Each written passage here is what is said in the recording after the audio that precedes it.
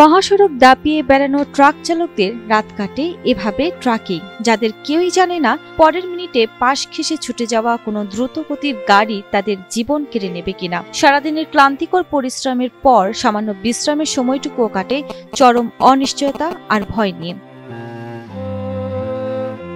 কুষ্টিয়া জেলা শহরে truck terminal না থাকায় জীবনের ঝুঁকি নিয়ে কুষ্টিয়া ঝিনাইদহ মহাসড়কের বটতৈল বিসিক এলাকায় সড়কের উপর গাড়ি থামিয়ে ঘুমাতে হচ্ছে চালকদের। 12 ঘন্টা বা 24 ঘন্টা গাড়ি চালিয়ে চালকরা অনিরাপত্তার মাঝে সড়কেই বিশ্রাম নেন। বাজার থেকে শিল্প কারখানা পর্যন্ত পণ্য পৌঁছে দিয়ে দেশের অর্থনীতি সচল রাখা এই চালকরাই আজ যেন যাযাবর জীবনযাপন করছেন। জেলা জুড়ে সড়কের উপর গাড়ি থামানোর এমন অসংখ্য চিত্র দেখা যায় প্রতিদিন। সড়কের দুই ধারে সারিবদ্ধভাবে দাঁড়িয়ে থাকে মালবাহী এই ট্রাক। আমরা দীর্ঘ 48 ঘন্টা গাড়ি চালায় আসছি। আসার পরে আমাদের কোনো বিশ্রামের কোনো ব্যবস্থা নাই। আমরা এই যে রাস্তার ভিতরে ঝুঁকিপূর্ণভাবে এই যে শুয়ে আছি, ছিনতাইকারীর ভয় এবং কি রাস্তাতে পিছন থেকে একটা গাড়ি এসে মেরে দিলে পরে আমাদের দুর্ঘটনা ঘটে যাব। এর জন্য আমরা খুবই একটা ঝুঁকিপূর্ণতে আছি। এখানে আমাদের একটা স্ট্যান্ড হলে পরে অনেক সুযোগ সুবিধা একটু ভালো হইতো আমাদের জন্য। আমরা এখানে একটু আরাম মতো থাকতে চাই। আমাদের গোসলখানা নাই এবং কি ওয়াশরুম নাই। জেলায় গড়ে ওঠা অসংখ্য শিল্প কারখানার বিভিন্ন পণ্য পরিবহনের সময় গাড়ির যান্ত্রিক ত্রুটি পরীক্ষা করাতেও চালকদের পড়তে হয় অনিরাপত্তা এবং নানা ধরনের ঝুঁকির মুখে।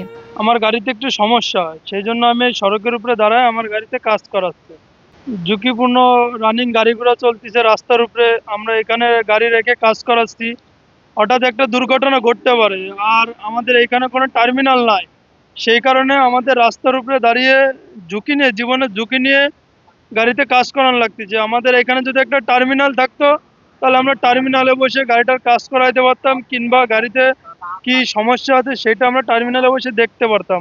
টার্মিনাল থাকতো, আমি গাড়িটা পাশে রেখে টার্মিনালে ঢুকাই আমি গাড়িটা কাজ করতাম। দেশের বাণিজ্যিক এলাকা হিসেবে খ্যাত কুষ্টিয়া এ জেলায় রয়েছে অগণিত মিল কারখানা। এখানে একটি ট্রাক টার্মিনালের স্থাপনা অত্যন্ত জরুরি। এদিকে উপজেলা ও পৌর প্রশাসনও চালকদের বিশ্রাম ও নিরাপত্তা নিশ্চিত করতে উদ্বুদ্ধ হচ্ছেন। গুরুত্বপূর্ণ প্রশ্ন উত্থাপন করেছেন যে আমাদের কুষ্টিয়ার আশেপাশে বা কুষ্টিয়া পৌরসভার মধ্যে কোনো ট্রাক টার্মিনাল নেই।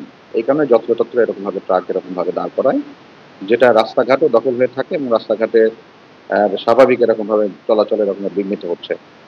এ লক্ষ্যে আমরা এটা নিয়ে কাজ করছি।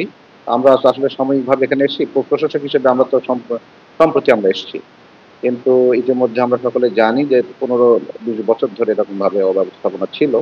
তো আমরা এটা নিয়ে চিন্তা ভাবনাও করছি। এবং শুধু তাই না, আপনার যে কথাটা উল্লেখ করেছেন যে বিআরবি ইন্ডাস্ট্রিয়াল এরিয়ার অপোজিটেই আমাদের পৌরসভার একটি জায়গাও রয়েছে। আমরা সেটা নিয়ে আমি আজকেও আপনার যখন আপনি ইনফর্ম করলেন তারপরেও আমরা এটা নিয়ে আলোচনা করেছি। করার পরে দেখেছি যে ওই জায়গাটা এরকমভাবে হতে পারে, একটা ফিজিবল জায়গা হতে পারে যেখানে ট্রাক টার্মিনাল হিসেবে আমরা এরকমভাবে করতে পারি কিনা। সেক্ষেত্রে যেটা প্রয়োজন পড়বে সেটা হচ্ছে শুধুমাত্র পৌরসভা নয়, পৌরসভা হচ্ছে জুরিসডিকশনের নাম, বা জমি জমা বা ভূমির কথা যদি বলি, এটা অন্যান্য অনেক ডিপার্টমেন্টের সাথে জড়িত। রোডস অ্যান্ড হাইওয়ে থাকতে পারে।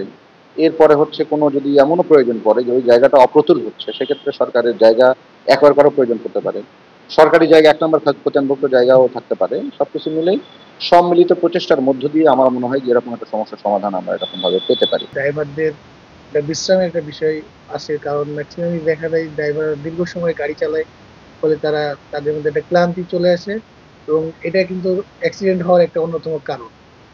সুতরাং আমরা চেষ্টা করতেছি আমাদের খোঁজ খবরের মধ্যে রাখছি, যদি উপযুক্ত জায়গা, কোনো খাস জায়গা বা কোনো ব্যক্তি দিলেও সেখানে আমরা অভিগম করেও এই ব্যবস্থা আমরা করতে পারি, ট্রাকটা তৈরি করা যায়। কুষ্টিয়ায় আধুনিক ট্রাক টার্মিনালের অভাব শুধু তাদের জীবন ঝুঁকিতে ফেলে না, দেশের বাণিজ্য কেন্দ্রিক কর্মকাণ্ডেও প্রভাবিত করছে। তাই শুধু চালকদেরই নয়, ট্রাক মালিক ও শ্রমিক নেতাদেরও একটি দাবি, নিরাপদ ও আধুনিক ট্রাক টার্মিনাল স্থাপন।